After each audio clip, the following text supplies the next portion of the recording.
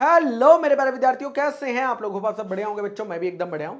तो दोस्तों, आज एक important topic, CA inter Jain 2026 के एग्जाम टफ होने वाले हैं या इजी होने वाले हैं? क्योंकि आधा बच्चा तो इसीलिए पागल होया हुआ है कि सितंबर में अगर पेपर हार्ड आ गया तो सर जैन वालों का क्या होगा।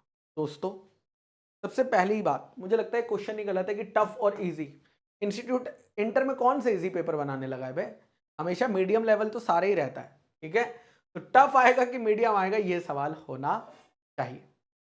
दोस्तों, जिस तरह का आईसीआई का ट्रेंड है न्यू स्कीम को लेकर, मई 25 के पेपर डिफिकल्ट नहीं थी। जब पहली बार नई स्कीम आई थी मई 24 में, हाँ, उस टाइम का जो पेपर था दोस्तों, वो इतना डिफिकल्ट लेवल नहीं था क्योंकि नई स्कीम थी। बच्चों को समझना था कि स्कीम में क्या होना है क्या नहीं होना है। बट जैसे जैसे इंस्टीट्यूट आगे बढ़ता गया, वैसे वैसे इंस्टीट्यूट अब पेपर का थोड़ा सा लेवल अप कर रहा है, मानते हैं इस बात को। अब जो सबसे बड़ी प्रॉब्लम बच्चा फेस कर रहा है वो ये देखने पर आ रही है कि बच्चे को अभी तक ये आदत थी कि मैं ऐसा करता हूं, पुराने पीवाईक्यूज कर जाता हूं, आरटीपीज कर जाता हूं, एमटीपी कर जाता हूं, 5-5 अटेम्प्ट के सभी के कर जाता हूं। क्वेश्चन रिपीट हो जाएगा या थोड़ा सा सिमिलर आ जाएगा, मैं उसे सॉल्व कर दूंगा। ये बच्चे की आदत थी और यही होता आया था। सभी हम यही कहते हैं कि आरटीपी पीवाईक्यू कर जाना, कोई दिक्कत वाली बात नहीं है। अब प्रॉब्लम यहां पर बच्चे को ये आ रही है कि भैया एग्जाम का जो क्वेश्चन देखने को आता है वो पुराने क्वेश्चन से मैच नहीं कर रहा है। नया क्वेश्चन बना दिया इंस्टीट्यूट ने, या ऐसे टॉपिक पर क्वेश्चन बना दिया जो कि पहले कभी पूछा ही नहीं था। अब बच्चे को आदत ही नहीं है नए क्वेश्चन खुद से सॉल्व करने की, क्योंकि उसने हमेशा क्या किया, पुराने ही क्वेश्चन को 4 बार प्रैक्टिस किया।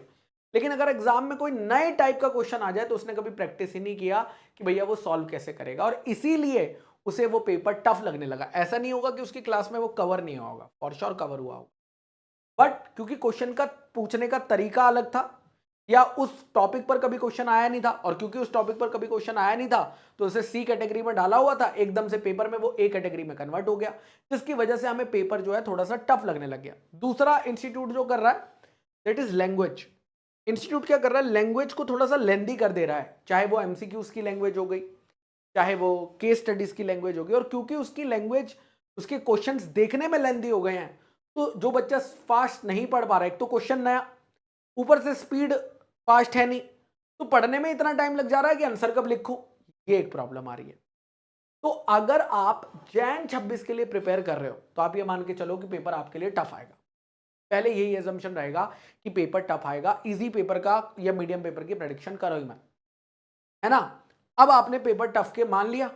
दूसरी चीज, सबसे बड़ी प्रॉब्लम जो आप फेस करने वाले हो पेपर में वो है नए questions, new types of question की। तो new types of question exam में कैसे सॉल्व करे जाएंगे? करेक्ट, ये आपको खुद से प्रैक्टिस करना पड़ेगा। कैसे प्रैक्टिस करोगे?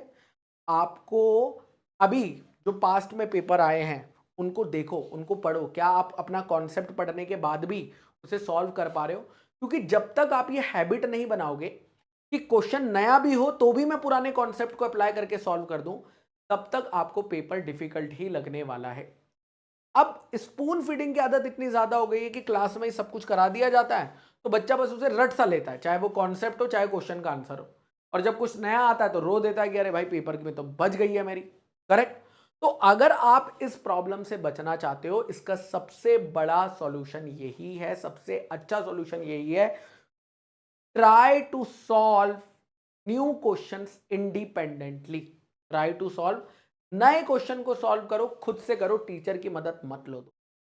खुद से सॉल्व करोगे, क्योंकि पेपर में जब नया क्वेश्चन आ जाएगा ना तो वहां पे टीचर नहीं होगा मदद करने के लिए, तो वो आपको ध्यान रखना है। सर लेकिन नए क्वेश्चंस लाए कहां से? बेटा नए क्वेश्चंस आप चैट जीपीटी का यूज करो, उसे बोलो कि मुझे क्वेश्चन नंबर 78 पे एक 4 मार्क का क्वेश्चन बना के दो, न्यूली ड्राफ्टेड, सॉल्व करके देखो, उससे पूछो कि आंसर क्या होगा। That's what you can do currently, जो आपकी हेल्प कर सकता है। मुझे लगता है कि आपको पेपर में ज्यादा डिफिकल्टी नहीं आएगी।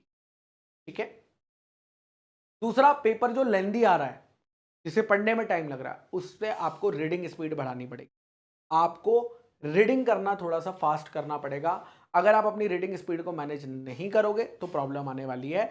और ये आप कैसे कर सकते हो? आप अलग अलग पुराने पेपर्स को पढ़ के देखो कि आपको वो पढ़ने में कितना टाइम लग रहा है। उठा लो 3-4 पेपर, लॉ के 3-4 पेपर उठा लो, पास्ट पेपर के एक पढ़ो कि कितने टाइम में आप उस पूरे पेपर को रीड कर पा रहे हो उस अंडरस्टैंडिंग के साथ, जिसमें आपके की पॉइंट्स मिस भी ना हो। तो वो भी अगर आप प्रैक्टिस कर लोगे तो आपका काम हो जाएगा। आई होप दोस्तों ये वीडियो आपके लिए हेल्पफुल रहेगी, खासकर जो बच्चे जैन 26 में प्रिपेयर कर रहे हैं और अपनी स्ट्रेटेजी को आप चेंज कर लेंगे अकॉर्डिंगली कि भैया पेपर अगर डिफिकल्ट आया भी तो उसको कैसे मैनेज करना है।